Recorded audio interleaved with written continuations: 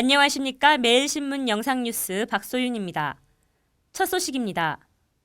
지난 10일 치러진 2012학년도 대학 수학능력시험 채점 결과가 29일 발표됐습니다.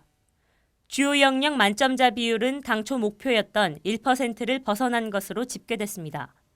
지난 10일 시행된 2012학년도 대학 수학능력시험이 지난해 수능보다 쉽게 출제돼 영역별 표준점수 최고점이 일제히 낮아졌습니다.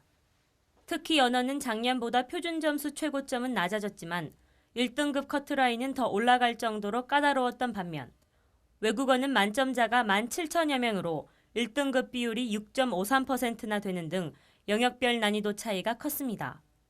영역별 만점자 비율은 언어가 0.28%로 가장 낮았고 수리가형은 0.31%, 수리나형은 0.97%, 외국어 영역은 만점자가 2.67%로 집계됐습니다.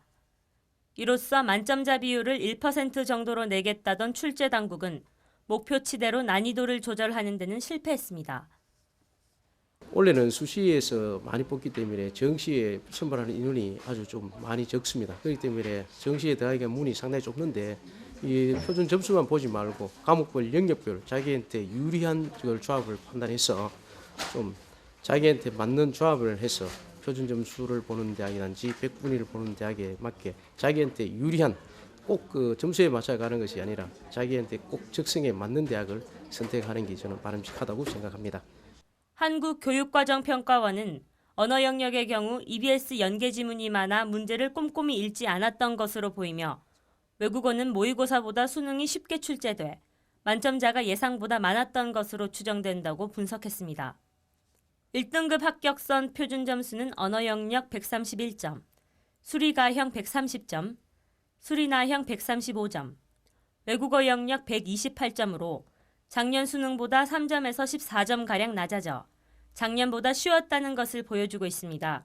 생각했던 것보다 등급이 잘 나와서 기분이 좋고요. 앞으로 제가 가고 싶은 대학에 맞춰서 열심히 지원하겠습니다. 이제는 그 성적표 받았으니까 제가 가고 싶은 학교나 그 학과를 정해서 또 거기에 맞춰서 지원 전략을 짤 계획입니다. 개인별 성적 통지표는 30일 학교를 통해 수험생에게 전달됐습니다. 삼성 라이온즈가 소프트뱅크 호스크를 꺾고 2011 아시아 시리즈에서 정상에 올랐습니다. 삼성은 한국 리그 대표로는 처음으로 우승컵을 거머쥐었습니다. 한국 시리즈 우승팀 삼성이 29일 오후 대만 타이중 인터컨티넨탈 구장에서 열린 2011 아시아 시리즈 결승에서 일본 챔피언 소프트뱅크의 5대3으로 역전승을 거뒀습니다. 이날 승리로 지난 26일 예선에서 소프트뱅크에 당한 0대9 대패를 소력하고 한국 프로야구의 자존심을 살렸습니다.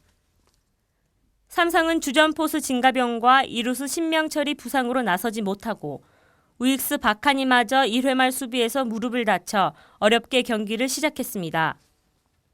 1회 말 바로 선제점을 빼앗긴 뒤 불안한 출발을 한 장원삼이 2회 들어 탈삼진 2개를 포함해 3자 범퇴로 이닝을 끝내며 안정을 찾자 3회 초 반격 기회를 잡았습니다. 이후 마운드 대결이 팽팽하게 이어지다 이정식의 안타, 김상수의 몸에 맞는 공, 배영섭의 볼넷으로 만루 찬스를 만든 뒤 정형식의 2타점짜리 중전 적시타로 역전에 성공했습니다. 승기를 잡으면 절대 놓치지 않는 삼성은 정현욱, 권혁, 오승환을 차례로 투입해 지키는 야구의 힘을 뽐내고 2점 차이의 짜릿한 우승을 차지했습니다. 삼성의 역전승에 큰 힘이 된 장원삼은 이번 대회의 최우수 선수로 뽑히는 영광을 안았습니다. 제20회 매일서예대전 시상식이 29일 대구 문화예술회관에서 열렸습니다. 매일서예대전 영예의 대상은 수성구 보모동에 살고 있는 최태선 씨가 수상했습니다. 최태선 씨는 오랫동안 마음을 닦으며 글씨를 썼는데 뜻밖의 결과에 너무 기쁘다며 앞으로 다양한 한글 서체를 익혀 아름다움을 제대로 표현해보고 싶다고 포부를 밝혔습니다.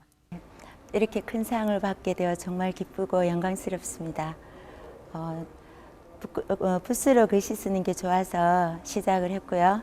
지금도 여전히 글씨 쓰는 시간이 좋습니다. 앞으로도 더욱 즐거운 마음으로 대상 수상자로서 부끄럽지 않게 성실하게 공부에 임하겠습니다. 전시회는 29일부터 12월 4일까지 대구 문화예술회관에서 열리며 한문, 문인화 등 460여 점의 출품 작품 가운데 수상작품 177점과 매일서예대전 초대작가 작품 100여 점이 함께 전시됩니다. 최근 4대강 사업으로 새로 만들어진 경북 상주보에서 물이 새 정부가 보수공사를 벌이고 있습니다. 하지만 토목 전문가와 시민단체는 외관만 살피는 점검보다는 정밀 점검을 해야 한다고 촉구하고 있습니다.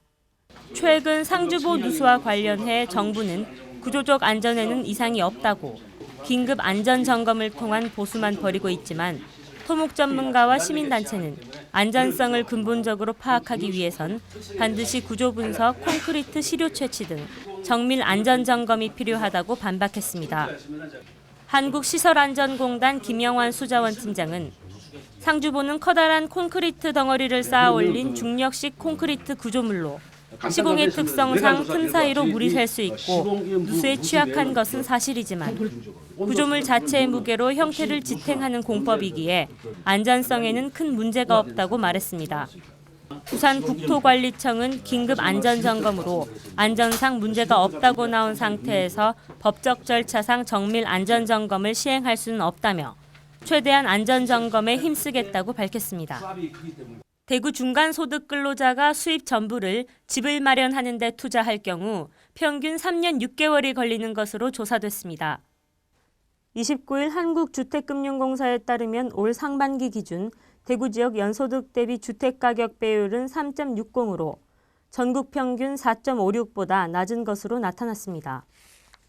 전국 대도시 주택가격 배율은 서울이 8.84, 부산이 4.46, 인천 4.96, 대전 4.19로 광주 2.288을 빼고는 대구가 집을 사는 데 걸리는 기간이 가장 짧았습니다.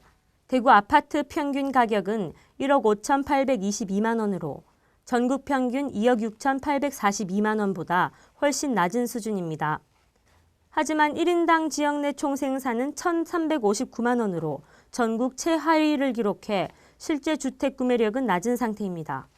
저축만으로 집을 산다면 주택 구매 기간은 훨씬 늘어나게 된다고 설명했습니다. 이상으로 11월 30일 매일신문 영상뉴스를 마치겠습니다. 시청해 주셔서 감사합니다.